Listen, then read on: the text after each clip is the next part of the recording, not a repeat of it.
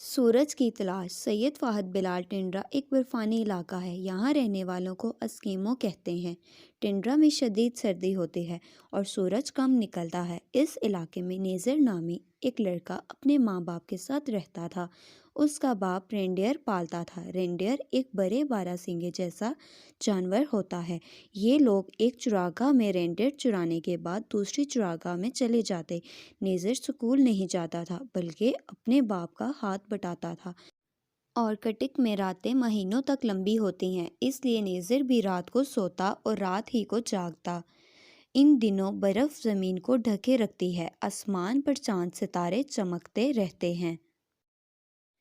कभी आसमान के जनूब में रोशनी की पट्टियाँ आसमान से गुजर रही होती हैं और कभी लगता है जैसे रोशनी का सबज परिंदा ठंडे सितारों को ढके हुए है और कभी ये रोशनी हज़ारों नीले तीरों जैसी नज़र आती है।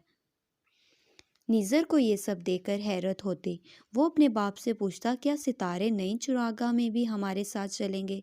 इसको लंबी कुतबी रातों की आदत थी, लेकिन फिर भी वो बेसब्री से दिन का इंतज़ार करता रहता।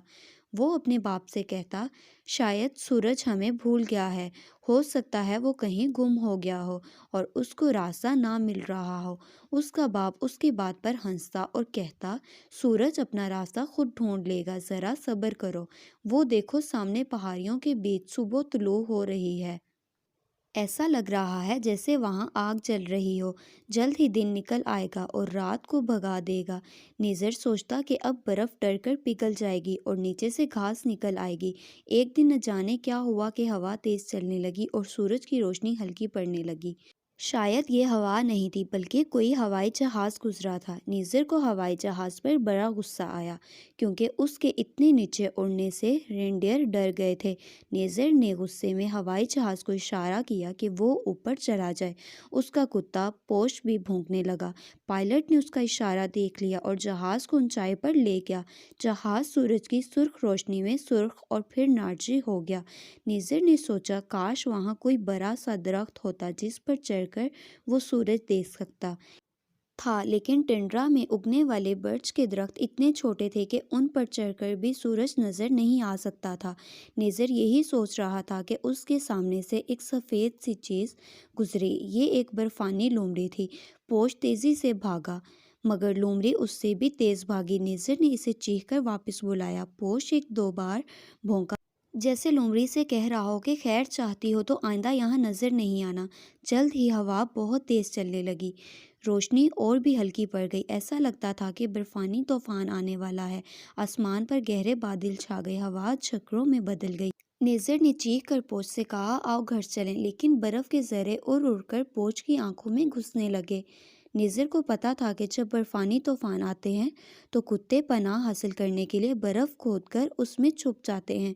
बर्फ़ ठंडी तो होती है लेकिन तेज़ हवा उसे बचा लेती है।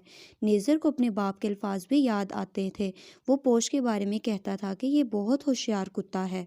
इसकी बात पर गौर करना, वो टिंडरा में रहना जानता है। लिहाजा उसने कुत्ते को बर्फ़ की गारी से खोद दिया और उसे अपने साथ लपटा लिया। दोनों बर्फ़ पर लेट गए। वो सर्दी से बुरी तरह कांप रहा था और सोच रहा था कि उस वक्त घर में कितनी गर्मी होगी।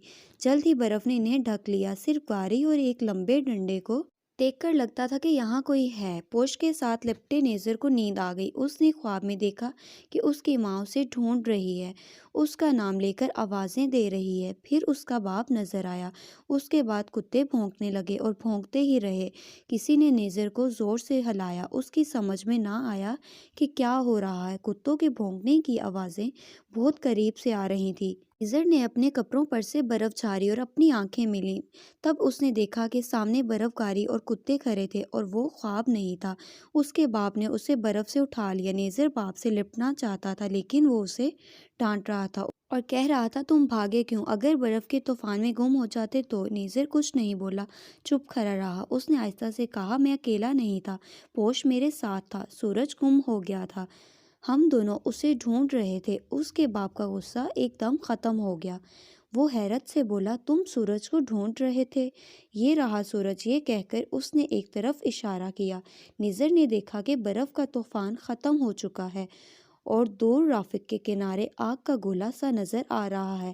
ایسا لگتا تھا کہ جیسے ہوا، رینڈیئر، کتے اور سارا کا سارا ٹینڈرا سورج کی گلابی روشنی میں نئی زندگی پا گیا ہے۔ نیزر نے چلا کر کہا، میں نے سورج کو پا لیا۔